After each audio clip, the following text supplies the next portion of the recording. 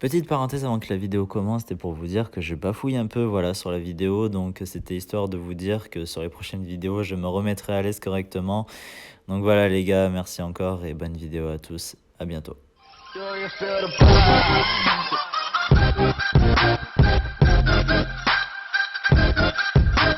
les potos, le retour, comme annoncé, j'espère que pour tout le monde ça va très bien.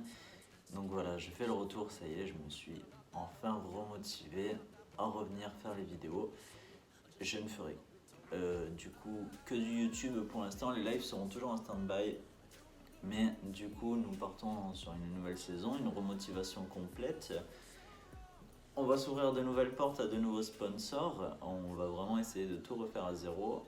Et là, aujourd'hui, à l'heure actuelle, une question qu'on se pose.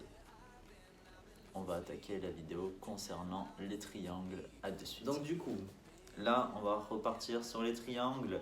On va vraiment tout reprendre à zéro. Donc j'espère que pour ceux du coup qui ont visualisé beaucoup les vidéos seront pas surpris qu'on attaque les triangles parce que nous avons entamé les ronds, les poussées de ronds, les méduses. Donc maintenant, il est temps d'attaquer le triangle. Vous maîtrisez plus ou moins la poussée de rond, vos ronds standards, vous les maîtrisez. Vous maîtrisez aussi la méduse. Donc maintenant, on va pouvoir attaquer le triangle et notamment le triangle méduse qui suivra derrière, qui sera une logique parce que ça se produira exactement de la même manière que la vidéo sur la méduse. Donc pour le triangle, nous aurons deux techniques différentes. Une technique standard qu'on me voyait appliquer sur les lives en faisant tourner la main autour du rond, et ensuite il y a une autre technique, c'est de faire des petits à-coups sur le bas côté gauche ou le bas côté droit de votre rond, suivant si vous êtes droitier ou gaucher, peu importe. Les deux techniques marchent. Il y en a une qui est un peu plus facile que l'autre, et une autre où disons que pour lancer la méduse est mieux que la deuxième. Les deux sont vraiment bien, mais à les appliquer suivant ce qu'on a envie de faire derrière, tout est relatif. Moi je sais que je préfère en favoriser une seule et essayer de pouvoir être bon sur vraiment tous les côtés d'angle quand je fais vraiment le triangle. Donc on va passer directement à la pratique. Comme d'habitude, on se retrouve en voix off.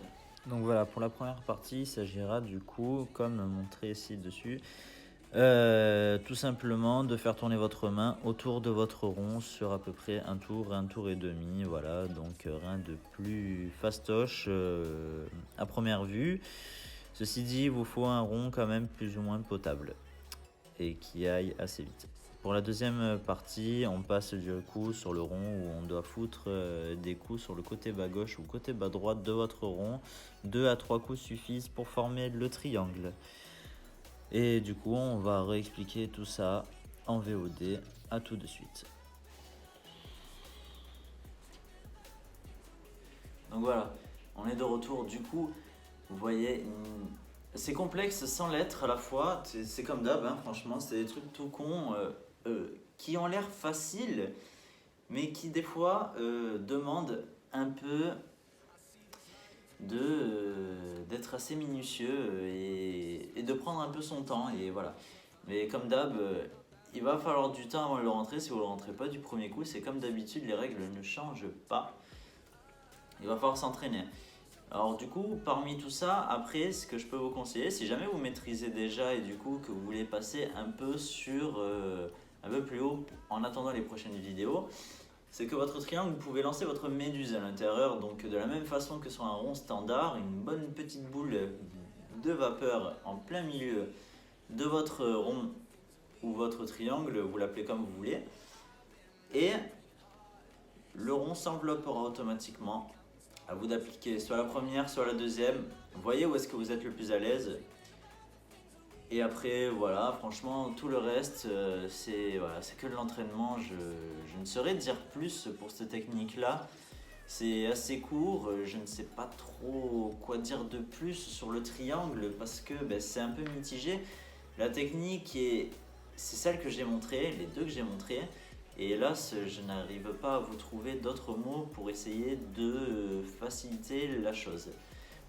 Ce que je peux vous dire en tout cas, c'est que les vidéos reprennent officiellement. Bon, vous avez pu voir du coup, nouveau cadre, etc. On n'est plus dans la même ambiance, hein.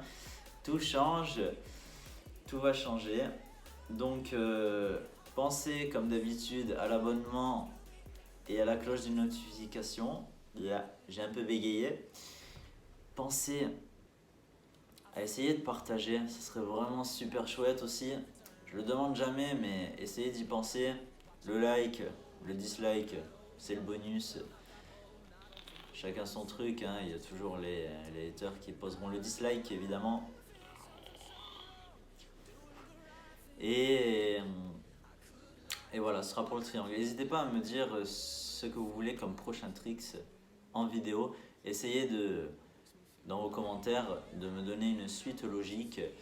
Et pour ceux qui m'ont envoyé beaucoup de messages sur la vidéo des ronds, parce que je vais remercier maintenant pour les plus de 10K sur cette vidéo là, il faudra que je vous fasse un retour vidéo sur le setup avec le tube. Beaucoup me le demandent. C'est vrai que j'ai pas eu spécialement le temps de répondre aux commentaires. J'essaye d'avoir le temps. J'étais en manque de motivation, donc c'était assez compliqué en ce moment. Mais il n'y a pas de souci, on se fera une vidéo complète du coup pour les détails du tube de chez Purge. Il n'y a vraiment aucun souci sur ça.